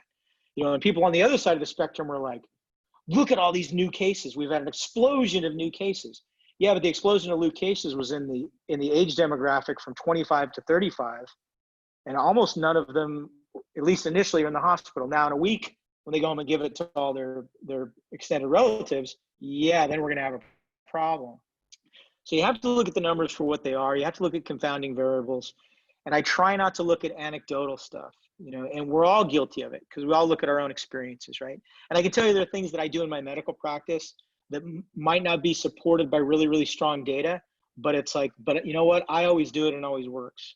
I'll give you an example. I give all my migraine headache patients magnesium because it's all, to me, I strongly feel that it works. I also take magnesium. Magnesium is the most underused supplement, and it's almost impossible to give somebody too much. You have to be giving them IV magnesium, and they have to have some degree of kidney impairment to give somebody too much magnesium. I'm not saying go out and take a whole bottle of magnesium, but almost everybody can benefit from taking some 500 milligrams of magnesium before you go to bed at night. It helps with headaches. It helps with respiratory function if you're an asthmatic. It's and again, there's not wonderful data out there. Actually, there's a little bit data out because I just retook my boards, and there were some questions specifically dealing with magnesium, especially as it applies to asthmatics. It was on some of my practice questions specifically had that in there, which didn't have one on the regular test that I recall. But anecdotal stuff isn't bad in and of itself, but if all you're depending on is anecdotal stuff of, well, I've seen it. Well, I took hydroxychloroquine and I felt better in 2 days. Well, did you drink prune juice? Because maybe the prune juice made you better in 2 days. Or maybe the zinc you took made you better in 2 days. Or maybe you were just going to get better in 2 days. Maybe it had nothing to do with anything that you took. So looking at things anecdotally, there's a lot of danger in that. And I always, again, this all circles back to what we said at the beginning. I was always the why person, right? Well, why? And I continue to kind of be the why person. And it doesn't matter, I will argue against my own point of view to try to deconstruct that and figure out where the flaws are. And I think it's important that people do that. It's too often, and I've posted about this, everybody click. Ooh, there's something that totally falls in line with every bias that I have on a particular issue. It would take me literally 30 seconds to confirm that, but I get much more satisfaction out of just reposting it. And so all this crap ends up in my timeline from all my friends, and I do 30 seconds of research, and I go, no, you were wrong. This was debunked. And they're like, well, doesn't matter. It might as well be true, or something like that. It's like, well, yeah, but it's not. So why, this is 90% of what is on social media is complete bullshit. It's people's opinions framed in something that looks like evidence, and it's really not. Yeah, it's not a great place to fact find. No, Cool. It's a cesspool. And then people complain about the fact checkers. The fact checkers are censoring me. Well, the fact checkers are censoring you because you posted something that's just patently untrue. Yeah. Cool. Well, Mike, what, if anything, are the topics that we have missed that, if you want, we can cover something quick, or leave it for next time before we move to the off-topic and Q&A? No, I think we covered pretty much everything. It's I think we're kind of we kind of started to dovetail into the off-topic with what we were talking about just then. So I think it kind of fits. Okay. Well, yeah, we'll use it as a good transition. First, Alex, you have any other questions that you wanted to hit? No, I just, as you were talking, that was basically the same question I had, Chase. And it seems like I drew in my notes basically like a kind of a chart that's like starts out with asking the question why, right?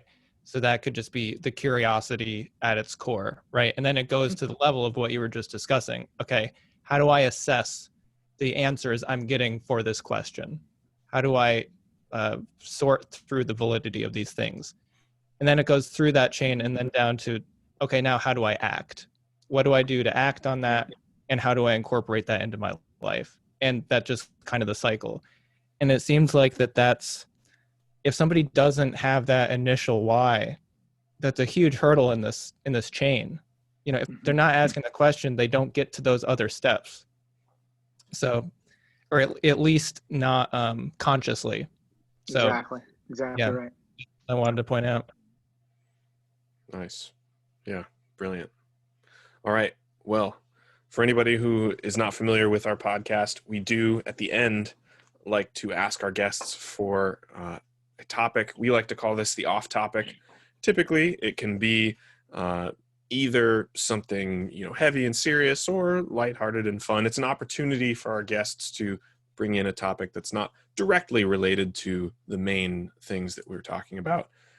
So without further ado, Mike, what do you have for us? So what I want to talk about on the off topic is kind of what we were kind of alluding to, is, you know, so right now we're in the middle of a pandemic, and what has ended up happening is people are in these camps. You have the mask camp and the I'm not gonna wear a mask camp, right? And it's become like this line in the sand. You have the hydroxychloroquine works camp and the hydroxychloroquine doesn't work camp, right? And what's odd is I am in, although I consider myself to political leanings in one specific direction, I'm actually in the opposite camp from 90% of the people that have those political leanings on both of those issues, because I look at them scientifically. But I think it illustrates the broader point. I was having a text back and forth with a friend of mine who leans a little bit the other way politically from where I do today. And we're talking about how divided this is, how divided we are as a country. And I said, yeah, you know, short of an alien invasion, I don't know what's going to bring us together. And he said, well, the irony is a pandemic should have brought us together, but people drew political lines very early on and ran even farther into their camps. You know, and now everything that happens, they like double down on it. It's a see, I told you so mentality. So, you know, we're, you know, 2020 has been a dumpster fire. I know we all agree with that. We're going into an election. People are already, we're this far out. People are already talking about if there's mail, you know, one side, if there's mail-in ballots, then the election is invalid. The other side is saying if there's not mail-in ballots, then there's voter suppression and the election is invalid. So both sides are already digging in their heels for why they are going to reject the election if we don't get if they don't get the results that they want. And I just want everybody to stop, take a deep breath, and realize that the people that disagree with you politically, regardless of which side you're on, they're not monsters. They're not terrible people. They love their parents. They love their children. They love their dog, and their dog loves them. Okay. They want the same things out of life that you want. They just see slightly different ways of getting there. Okay. So when you start to dehumanize the other side and say, well, they're evil, you know, basically what you're doing is you're starting to justify hating them and justify violence against them, because you start to use terms like, well, they're fascists. Everybody agrees that fascists are terrible people and you should do bad things to fascists, right? You know, and on the opposite side of that, well, they're communists. Hey, nothing more fun than throwing communists out of helicopters. Yes, I know that's a terrible joke. But you start to paint people with these broad and untrue, patently untrue brushes, right? You're not doing yourself a favor. You're fomenting hate. And, you know, ask yourself, it all goes back to the thing about the person in the mirror. Do you want to be a hateful person who wants to harm other people? Or do you want to be the person that loves their parents, loves their kids, loves their spouse, loves their dog? And, you know, be the person you've always meant to be. So be that person. Do not dehumanize people that disagree with you. Don't get into yelling matches. Don't feel that you have to win. You know, don't feel that you have to serve the verbal or social media smackdown on somebody all the time and prove your point and be right. I get hit with these all the time. I found another doctor that says hydroxychloroquine works. Boom, smackdown. And it's like, well, no, it's actually 100% wrong, but I don't want to argue with you. So I'm not even going to say anything back. this doesn't serve anything. At the end of this election season, we are the same 327 million people that we were before, and we got to get along. So we need to start rebuilding those bridges now. And I've got some pretty strong opinions on some things that need to happen. I don't think people should be torching cop cars in the street. I don't think anybody that's reasonable. I also don't think that people who wear a badge should have any type of impunity, and I think they should all be held accountable for what they do. So I think we all agree on both of those two things. So let's not run to extremes. Let's not be divided. And I'm asking every person listening to this to just be the bigger person in the argument and not be the person that escalates it. And that's how it starts. Yeah, excellent. I've made the analogy on the podcast before, I think, that it seems like we're in the trench warfare phase of the intellectual space. Everyone's moved out of the, I guess, gentlemanly combat where ideas were what mattered, and we've dug ourselves in. And if you're not in my trench, you're the enemy. You're in no man's land. You're fair game. And what does that do? That pulls everybody else into trenches because they don't want to get shot at. And I think that's a terrible, terrible way to go about the world of ideas. It's not good. Yeah. And then a guy like me says hydroxychloroquine doesn't work, and his own guy starts shooting at him. Right. So yeah, imagine because what you left that's the like. trench. Yeah. Yeah. So they're pushing me out in no man's land. Right. And the guys on the other side of no man's land don't want me here. So what am I supposed to do? I don't know. Yeah. You're just trying not to get shot at that point. Just trying not to get shot. Yeah. Yeah. Some insight from my own kind of self-reflections on how, at least in my instance, and you brought this up, my instincts would potentially go awry in conversations to create outcomes like that. It really is based, I think, on the need to win or have that ego validation. And I think that's kind of ties into just how people do not want to admit wrong in a social situation. And I think that's kind of the core of what our podcast is based around, being open to change your ideas, and not only in private, but in public, and make that a value, a virtue instead of a vice. So I agree with what you were saying. Appreciate it. Awesome. Well, Mike, let's do a couple of Q&A questions. Sure. And then I want to be respectful of your time, make sure that you've got time to do whatever else you need the rest of the night here. So we'll just do a couple of questions, and we'll let you pitch whatever you've got, where people can find you after that, and we'll wrap up. So if anybody from the audience here has some questions, you can go ahead and either pop them in the chat or just put an exclamation point. I'll call on you. I will let you unmute yourself and ask your own question. A couple of rules, as always. Make sure your questions are brief. They are on topic, and you are courteous. Feel free to disagree with anything that anyone has said, but be courteous. And we will not be doing follow-up questions unless there's a clarification. So that'll be Mike's choice. All right. So from the top here, we have Aldair. If you are still here, you have the first question. Hi, thank you. Can you hear me? Yeah. Okay. So, yep, we can hear Mr. Simpson. Yes, sir. So my question is, right now I'm currently in 11 Alpha, and I'm still waiting on my orders. Okay.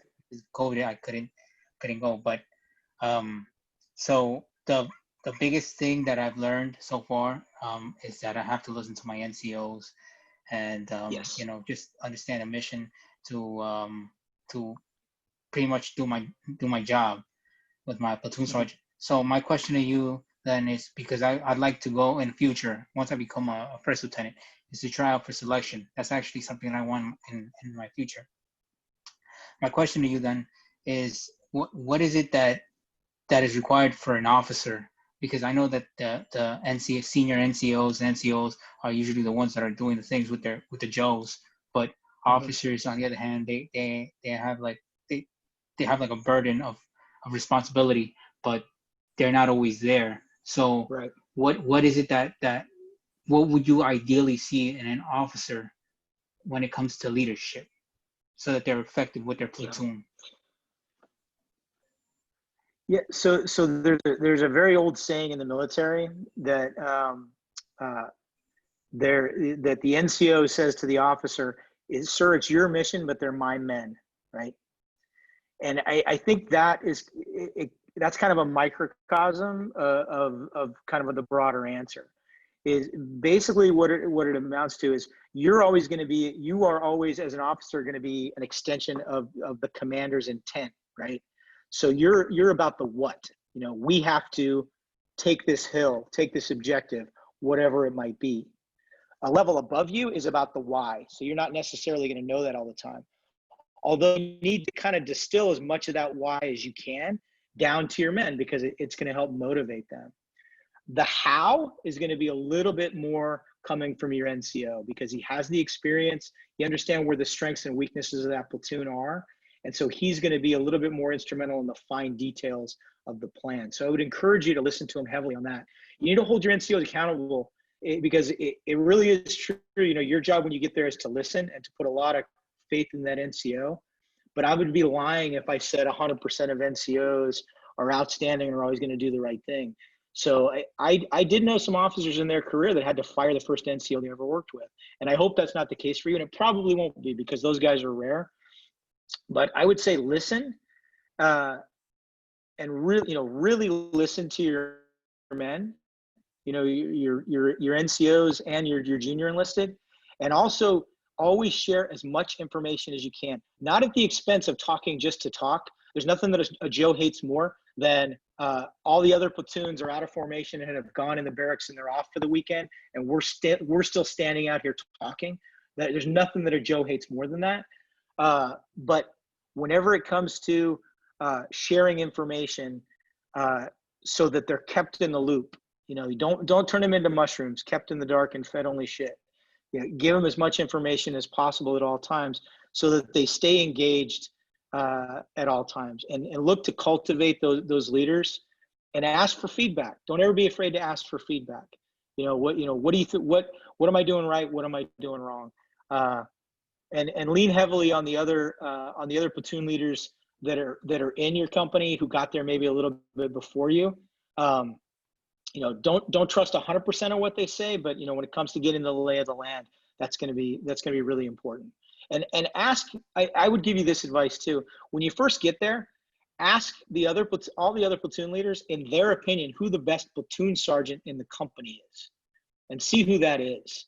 And if it's not your platoon sergeant, then look for those comparisons. And I'm not saying you should be saying to him, "Hey, you need to be more like this guy," but that'll give you some clues into how that really good platoon sergeant interacts with his lieutenant, how you should be interacting, and maybe the ways that you can even bring that NCO up a little. I had some outstanding officers that I worked with as a senior enlisted on my only deployment as team sergeant, and I learned a lot from him, and he helped me to be a better NCO, because he kind of cultivated what he saw as my strengths and pointed out where he saw my weaknesses. All right, thank you. Good luck. Next up is Tanya. Okay, hello, can you hear me? Yeah. Yes.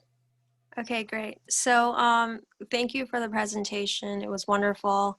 And I had a few things to kind of go over in terms of understanding some of my thought processes while you were speaking. So there seems to be a reality of egos and of being an awakened sort of individual. And majority of what you've said seems incredibly mature and sensible. I like the idea of being awoke. I don't know if you've heard of that term. I know you mentioned awoke as opposed to being woke, right? Something like that, yeah. Yeah. Basically, cognition of the ghost in the machine. Is that kind of what you're getting at? Kind of, yes. So like, what's your experience, or have you dabbled with that sort of metaphysical side of reality and understanding the collective unconscious in that sort of way? Yeah, so that is totally my wife Denise's wheelhouse. That's way more her than it is me. Um, at my core, in spite of being a physician, at my core, I am still that 11 Bravo infantry soldier that is technologically slightly above picking up a rock and hitting somebody with it. So a lot of the stuff like that, you know, and she is the patience of a saint in explaining it to me. But I think I see what you're getting at is I probably don't have the language for it like she does. But I see that as, you know, being very aware of yourself, being aware of how you fit in and interact with others, of how my goals either jive with or conflict with those around me. Is that kind of what you're getting at? No, absolutely. Like we see like these big wars on Facebook, social media, which I've deleted for over 8 years now because I've predicted that it would come up, it would eventually be this sort of war between people's opinions and like who's what and personas and just a bunch of non-real, like I guess truthful sort of things about people. It's just like these Yeah. people making up sort of these fictitious sort of personas. And I've always wondered, it's like, Yeah. is it their inability to understand the collective unconscious, or is there inability to see, you know, where they come from in terms of, well, who are we exactly? Yeah. Have they not yet understood that? I mean, I think we're in process of that, Mhm. you know, with a bunch of the new age kind of stuff going on now. If I had to put my finger on one thing that I would say I would put most of the blame on, um, and tribalism is something that's kind of hardwired into our DNA through generations because that's how we survived. So we still seek that now, even though, like you say, we are a part of a much larger collective unconscious. We don't see it that we have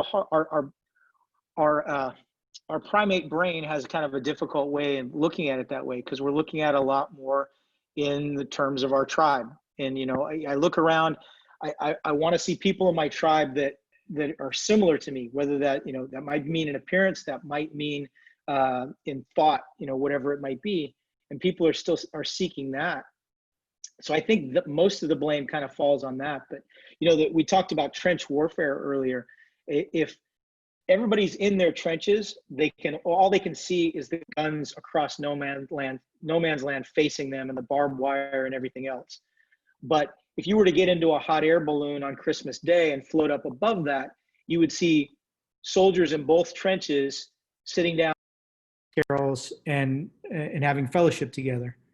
I just changed to my. Can you guys still hear me? Yep, you're good. Okay, yeah, It cut off for half a second. My You're good. earbuds finally quit, but so I think that's kind of the best way that I can wrap my brain around that. I hope that kind of answers the question. It's a pretty broad question, so I know that I probably didn't do it justice. And you No, mentioned you're that good. I think it's, yeah, go ahead. you mentioned your wife has the words for that, and she has a public presence too. Am I correct? Yeah, so she's on all social media. At, you know, her Instagram is at Dr. Denise Simpson, Dr. Not doctor spelled all the way out. But if you just Google Dr. Denise Simpson, you can go to her website, drdenisemsimpson.com. Anybody who needs any type of life coaching, I encourage you to go to her. Most of her clients tend to be women. She's done incredible things with young female leaders. I tell my physician colleagues all the time, if you have a high school, college age daughter, you absolutely need to get them, you know, listening to my wife, going to my wife's website. And she does amazing things. She's probably eavesdropping on me right now when she's doing what she does, whether it's podcasting or doing seminars online, and I'll kind of eavesdrop, and just the things that I hear motivate me. And I'm like, man, I wish I would have had somebody helping me plot my course the way she helps people plot their course when I was in my teens, 20s, even 30s. She's just incredible. Awesome. We'll include at least that in the show notes as well. All right. Next up for question is DJP. Hey, Dr. Simpson. Wanted to know what you do for keeping your muscles, skeleton, joints healthy as you age, especially, for high impact, recovering from high impact stuff your whole life. Thanks. Mm-hmm. Yeah, it's challenging. So kind of the secret for me has been is mostly in behavior modification, more than anything. I certainly do a lot, supplementation when it comes to, things like fish oil. I've even tried shark cartilage and things of that nature. Chondroitin is something that people talk about quite a bit. Really the big thing though is behavior modification. And there was a little bit of a craze in the 90s where everybody was going to all this, extreme low impact. And I think that was a little bit overkill. What I recommend to people and what I do is, I do squats, I do deadlift, because these are really important to build up accessory muscles and proprioceptive muscles and stabilization and everything like that. Your core is always going to be important, whether we're talking about your abs, your psoas muscles, whatever it might be. I tend to do a lot of one-legged stuff. One-legged and one-arm stuff. So when I'm lifting weights, I don't do a lot of regular barbell bench press. I'll do dumbbell bench press because if you're working both together, if I'm just doing regular squats with both legs, they're kind of splinting one another, even though they're not right next to each other. So doing a lot of one-legged stuff, so i.e. lunges and things like that, so you can have really well-rounded strength when it comes to your joint. That's going to help you minimize that impact and other things. I don't do a lot of 1-rep maxes. I do a lot of sets. Typically I'll do an 8 to 10 one week, then a 10 to 12, and then maybe a 12 to 15 on the next week, and then adding weights as I move along in increments of 5 if I am adding weights. So, don't go into the gym trying to kill yourself. Don't do a lot of crazy stuff. Probably the most high impact thing that I do is box jumps. And that's not even incredibly high impact if you do them right. But that's important for me for explosivity when I'm grappling and fighting and coming off the line to shoot in time and things of that nature. As much benign supplementation stuff as you can do, whether that's turmeric or whatever it might be to help with the inflammation, and listen to your body, I think is a big key too. And know the difference between pain and injury. Is it muscle soreness? If it's muscle soreness, I can probably stretch a little bit and just slow down a little bit. Is it joint soreness? Maybe I need to take some Motrin and ice it and elevate it, and maybe even take a training day off. So kind of learn to differentiate those things you do.